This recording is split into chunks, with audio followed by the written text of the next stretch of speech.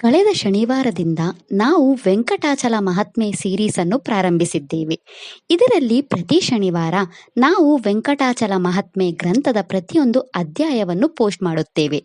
ಕಳೆದ ಶನಿವಾರ ನಾವು ಈ ವೆಂಕಟಾಚಲ ಮಹಾತ್ಮೆ ಹೇಗೆ ಅಸ್ತಿತ್ವಕ್ಕೆ ಬಂದಿತು, ಈ ವೆಂಕಟಾಚಲ ಮಹಾತ್ಮೆಯನ್ನು ಮೊದಲು ಪಠಿಸಿದವರು ಯಾರು ಮತ್ತು ಈ ವೆಂಕಟಾಚಲ ಮಹಾತ್ಮೆ ಕಥೆಗಳನ್ನು ಓದುವುದು ಅಥವಾ ಕೇಳುವುದರಿಂದಾಗುವ ಪ್ರಯೋಜನಗಳ ಬಗ್ಗೆಯೂ ಚರ್ಚಿಸಿದ್ದೆವು. ಹೆಚ್ಚಿನ ಮಾಹಿತಿಗಾಗಿ ದಯವಿಟ್ಟು ಆ ಹಿಂದಿನ ವಿಡಿಯೋವನ್ನು ನೋಡಿ. ಆ ವಿಡಿಯೋದ ಲಿಂಕ್ ಅನ್ನು ಕೆಳಗಿನ ಡಿಸ್ಕ್ರಿಪ್ಷನ್ ಬಾಕ್ಸ್ ಅಲ್ಲಿ ಉಲ್ಲೇಖಿಸಲಾಗಿದೆ. ದಯವಿಟ್ಟು ಆ ವಿಡಿಯೋವನ್ನು ವೀಕ್ಷಿಸಿ. ಇಂದಿನ ವಿಡಿಯೋದಲ್ಲಿ ನಾವು ವೆಂಕಟಾಚಲ ಮಹಾತ್ಮೆಯ 2ನೇ ಅಧ್ಯಾಯದ ಬಗ್ಗೆ ತಿಳಿಯೋಣ. ನಮ್ಮ ಶಾಸ್ತ್ರಗಳ ಪ್ರಕಾರ ಭಗವಾನ್ ಶ್ರೀಮನ್ ನಾರಾಯಣನನ್ನು 5 ರೂಪಗಳಲ್ಲಿ ಪೂಜಿಸಲಾಗುತ್ತದೆ.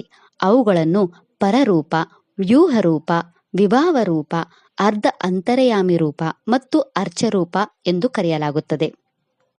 ಪರರೂಪ ನಾರಾಯಣನನ್ನು ಅವರ ದೈವಿಕ ಪತ್ನಿಯರಾದ ಶ್ರೀದೇವಿ ಮತ್ತು ಭೂದೇವಿಯೊಂದಿಗೆ ಪೂಜಿಸಲಾಗುತ್ತದೆ.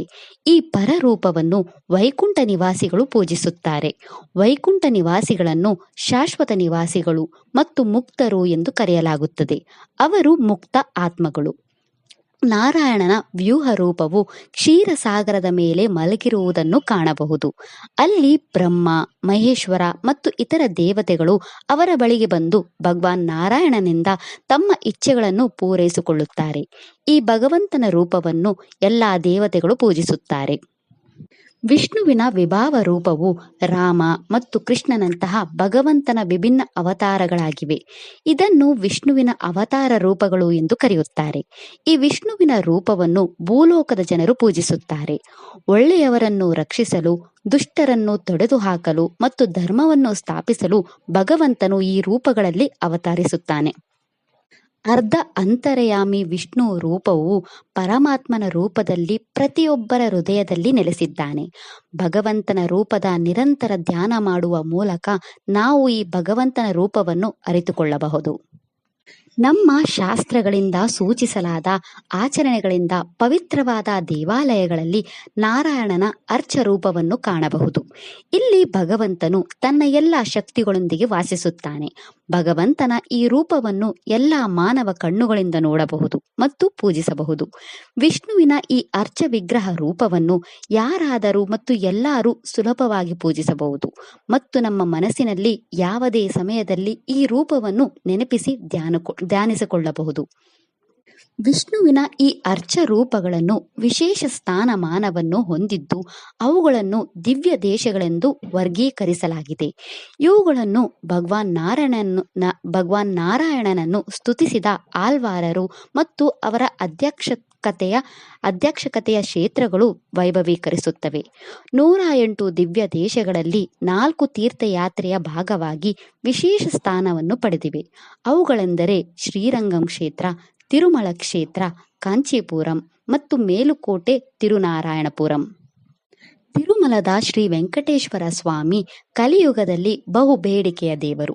ಪ್ರತಿನಿತ್ಯ ಸಾವಿರಾರು ಭಕ್ತರು ಗೋವಿಂದನ ದರ್ಶನಕ್ಕಾಗಿ ತಿರುಮಲಕ್ಕೆ ಆಗಮಿಸಿ ಅವರ ಆಶೀರ್ವಾದ ಪಡೆಯುತ್ತಾರೆ.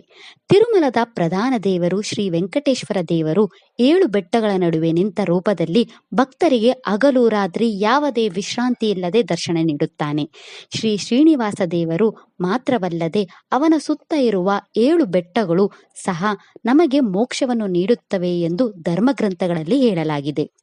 ನಮ್ಮ ಇಂದಿನ ವಿಡಿಯೋದಲ್ಲಿ ಈ 7 ಬೆಟ್ಟಗಳ ಮಹಿಮೆ ಮತ್ತು ಮಹತ್ವವನ್ನು ತಿಳಿಯೋಣ.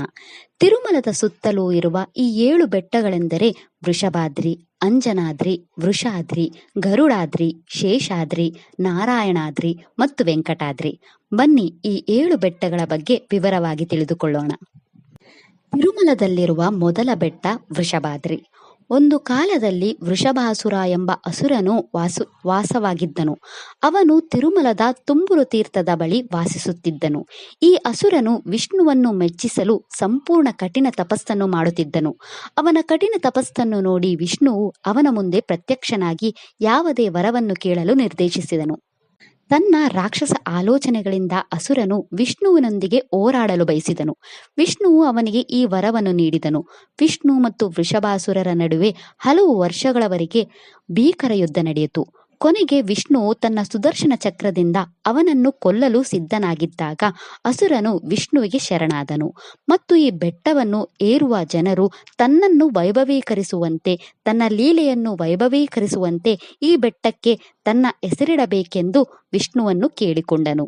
ವಿಷ್ಣುವು ಅಸುರನನ್ನು ಅನುಗ್ರಹಿಸಿದನು ಮತ್ತು ಅದರಿಂದಲೇ ಆ ಬೆಟ್ಟವು ವೃಷಭಾದ್ರಿ ಎಂದು ಪ್ರಸಿದ್ಧವಾಯಿತು. ತಿರುಮಲದ ಎರಡನೇ ಬೆಟ್ಟ ಅಂಜನಾದ್ರಿ. ವಾನರ ರಾಜ ಕೇಸರಿ ಮತ್ತು ಅವನ ಪತ್ನಿ ಅಂಜನಾದೇವಿಗೆ ಬಹಳ ಕಾಲ ಮಕ್ಕಳಾಗಲಿಲ್ಲ. ಒಮ್ಮೆ ಅವರು ಮಾತಂಗ ಋಷಿಯನ್ನು ಭೇಟಿಯಾಗಲು ಋಷಿಮುಖ ಪರ್ವತಕ್ಕೆ ಹೋದರು. ಅವರು ತಮ್ಮ ಸಮಸ್ಯೆಯನ್ನು ಋಷಿಗೆ ಹೇಳಿದಾಗ ಋಷಿಯು ದೇವಿ ಅಂಜನಾಳಿಗೆ ತಿರುಮಲದ ಆಕಾಶಗಂಗಾ ತೀರ್ಥದ ಬಳಿ ತಪಸ್ಸು ಮಾಡಲು ಹೇಳಿದರು. ದೇವಿ ಅಂಜನಾ ವಾನರ ರಾಜ ಕೇಸರಿ ಜೊತೆ ತಿರುಮಲದ ಆಕಾಶಗಂಗಾ ತೀರ್ಥದ ಬಳಿಯ ಪವಿತ್ರ ಸ್ಥಳಕ್ಕೆ ಹೋಗಿ ಕಠಿಣ ತಪಸ್ಸು ಮಾಡಿದಳು. ಸಮಯ ಕಳೆದಂತೆ ಭಗವಾನ್ ನಾರಾಯಣನ ಕೃಪೆಯಿಂದ ವಾಯುದೇವ ಅಂಜನಾದೇವಿಯ ಮುಂದೆ ಕಾಣಿಸಿಕೊಂಡು ಅವಳಿಗೆ ಒಂದು ಹಣ್ಣನ್ನು ಅರ್ಪಿಸಿದನು. ವಾಯುದೇವನು ಆ ಹಣ್ಣನ್ನು ಸೇವಿಸಿದರೆ ಅವರಿಗೆ ದೈವಿಕ ಮಗು ಜನಿಸುತ್ತದೆ ಎಂದು ಹೇಳಿದರು. ಸ್ವಲ್ಪ ಸಮಯದ ನಂತರ ವಾನರ ರಾಜ ಕೇಸರಿ ಮತ್ತು ಅಂಜನಾದೇವಿಗೆ ಹನುಮಂತ ಎಂಬ ಗಂಡು ಮಗು ಜನಿಸಿತು. ಅಂದಿನಿಂದ ಅವನನ್ನು ಅಂಜನಾದೇವಿಯ ಮಗ ಆಂಜನೇಯ ಎಂದು ಕರೆಯುತ್ತಾರೆ. ಅಂಜನಾದೇವಿ ತಪಸ್ಸು ಮಾಡಿದ್ದ ಸ್ಥಳಕ್ಕೆ ಅಂಜನಾದ್ರಿ ಎಂದು ಹೆಸರಿಸಲಾಯಿತು. ತಿರುಮಲದ ಮೂರನೇ ಬೆಟ್ಟವನ್ನು ವೃಷಾದ್ರಿ ಎಂದು ಕರೆಯಲಾಗುತ್ತದೆ. ವೃಷ ಎಂದರೆ ಧರ್ಮ. ಮೃತ್ಯುದೇವರಾದ ಧರ್ಮರಾಜನು ಶಾಶ್ವತ ಸಮೃದ್ಧಿಯನ್ನು ಪಡೆಯಲು ತಿರುಮಲದ ಈ ಬೆಟ್ಟದಲ್ಲಿ ತಪಸ್ಸು ಮಾಡಿದನೆಂದು ಹೇಳಲಾಗುತ್ತದೆ. ಅವನ ತಪಸ್ಸಿನಿಂದ ಪ್ರಸನ್ನನಾದ ವೆಂಕಟೇಶ್ವರನು ಧರ್ಮರಾಜನು ತಪಸ್ಸು ಮಾಡಿದ ಸ್ಥಳವನ್ನು ವೃಷಾದ್ರಿ ಎಂದು ಕರೆಯಬೇಕೆಂದು ಅವರಿಗೆ ಆರೈಸಿದರು. ಕೆಲವು ಪವಿತ್ರ ಗ್ರಂಥಗಳಲ್ಲಿ ಇದನ್ನು ಧರ್ಮಾದ್ರಿ ಎಂದು ಕರೆಯಲಾಗುತ್ತದೆ. ಈ ಬೆಟ್ಟವನ್ನು ಹತ್ತುವವರು ತಮ್ಮ ಜೀವನದಲ್ಲಿ ಬರುವ ಎಲ್ಲ ಅಪಮೃತ್ಯು ದೋಷಗಳನ್ನು ನಿವಾರಿಸುತ್ತಾರೆ ಎಂದು ಹೇಳಲಾಗುತ್ತದೆ. ತಿರುಮಲದ ನಾಲ್ಕನೇ ಬೆಟ್ಟವನ್ನು ಗರುಡಾದ್ರಿ ಎಂದು ಕರೆಯಲಾಗುತ್ತದೆ. ಗರುಡನು ವಿನತಾದೇವಿ ಮತ್ತು ಋಷಿ ಕಶ್ಯಪನ ಮಗ. ಅವನು ವಿಷ್ಣುವಿನ ದೈವಿಕ ವಾಹನ. ಕದ್ರು ಕಶ್ಯಪನ ಇನ್ನೊಬ್ಬ ಪತ್ನಿ. ಅವಳು ಎಲ್ಲ ಸರ್ಪಗಳ ತಾಯಿ. ಗರುಡ ಮತ್ತು ಸರ್ಪಗಳ ನಡುವೆ ಯಾವಾಗಲೂ ದೊಡ್ಡ ದ್ವೇಷವಿತ್ತು.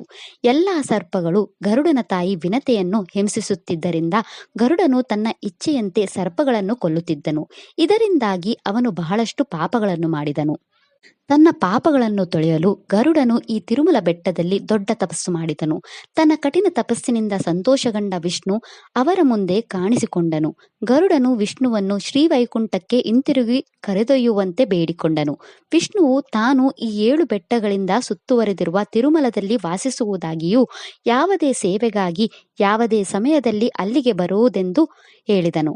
ನಂತರ ವಿಷ್ಣುವು ಗರುಡ ತಪಸ್ಸು ಮಾಡಿದ ಸ್ಥಳಕ್ಕೆ ಗರುಡಾದ್ರಿ ಎಂದು ಹೆಸರಿಟ್ಟನು. ಇದನ್ನು ಗರುಡಾಚಲಂ ಎಂದು ಕರೆಯುತ್ತಾರೆ. ತಿರುಮಲದ 5ನೇ ಬೆಟ್ಟವನ್ನು ಶೇಷಾದ್ರಿ ಎಂದು ಕರೆಯಲಾಗುತ್ತದೆ.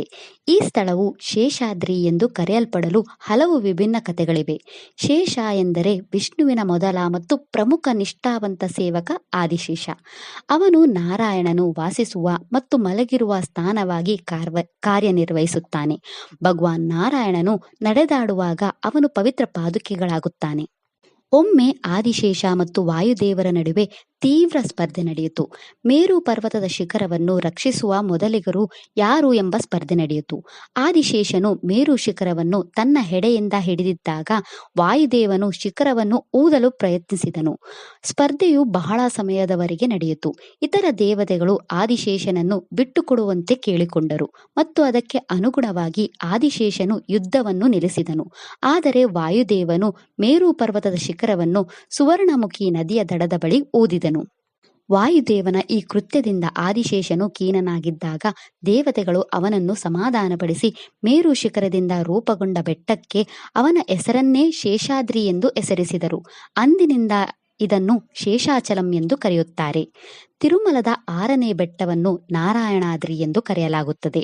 ಒಮ್ಮೆ ನಾರಾಯಣ ಮಹರ್ಷಿಗಳು ವಿಷ್ಣುವನ್ನು ಸ್ತುತಿಸಲು ತಪಸ್ಸು ಮಾಡಲು ಬಯಸಿದರು.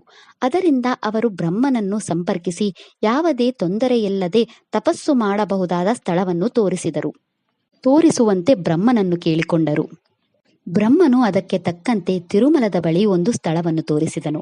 ಮಹರ್ಷಿಗಳು ದೊಡ್ಡ ತಪಸ್ಸನ್ನು ಮಾಡಿದರು ಮತ್ತು ಪರಿಣಾಮವಾಗಿ ಭಗವಂತನು ಅವರ ಮುಂದೆ ಕಾಣಿಸಿಕೊಂಡು ಅವರನ್ನು ಆಶೀರ್ವಾದಿಸಿದರು. ಅವರು ಕಠಿಣ ತಪಸ್ಸು ಮಾಡಿದ ಸ್ಥಳಕ್ಕೆ ನಾರಾಯಣಾದ್ರಿ ಎಂಬ ಋಷಿಗಳ ಹೆಸರಿಡಲಾಗುವುದು ಎಂದು ಭಗವಂತ ಋಷಿಗೆ ತಿಳಿಸಿದರು. ತಿರುಮಲದ 7ನೇ ಬೆಟ್ಟ ಮತ್ತು ಅತ್ಯಂತ ಪ್ರಮುಖ ಬೆಟ್ಟ ವೆಂಕಟಾದ್ರಿ. ತಿರುಮಲ ಶ್ರೀ ವೆಂಕಟೇಶ್ವರ ದೇವಸ್ಥಾನ ನೆಲೆಸಿಕೊಂಡಿದ್ದ ಬೆಟ್ಟವೇ ವೆಂಕಟಾದ್ರಿ. ಯಾವುದೇ ಬಯಕೆ ಈಡೇರಿಕೆಗಾಗಿ ತನ್ನ ಬಳಿಗೆ ಬರುವ ಎಲ್ಲ ಭಕ್ತರನ್ನು ಆಶೀರ್ವಾದಿಸಲು ಭಗವಂತನು ಈ ಸ್ಥಳವನ್ನು ತನ್ನ ಶಾಶ್ವತ ನಿವಾಸವಾಗಿ ಆರಿಸಿಕೊಂಡನು. ವೆಂಕಟ ಎಂದರೆ ನಮ್ಮ ಎಲ್ಲ ಪಾಪಗಳನ್ನು ಅಳಿಸಿ ಹಾಕುವವನು ಮತ್ತು ನಮ್ಮೊಂದಿಗೆ ಎಲ್ಲ ಸಂಪತ್ತನ್ನು ಅನುಗ್ರಹಿಸುವವನು. ಏಕೆಂದರೆ ಎಲ್ಲ ಪಾಪಗಳು ಅಳಿಸಲ್ಪಟ್ಟಾಗ ನಮಗೆ ಸರಿಯಾದ ಸಮಯದಲ್ಲಿ ಮೋಕ್ಷ ಸಿಗುತ್ತದೆ.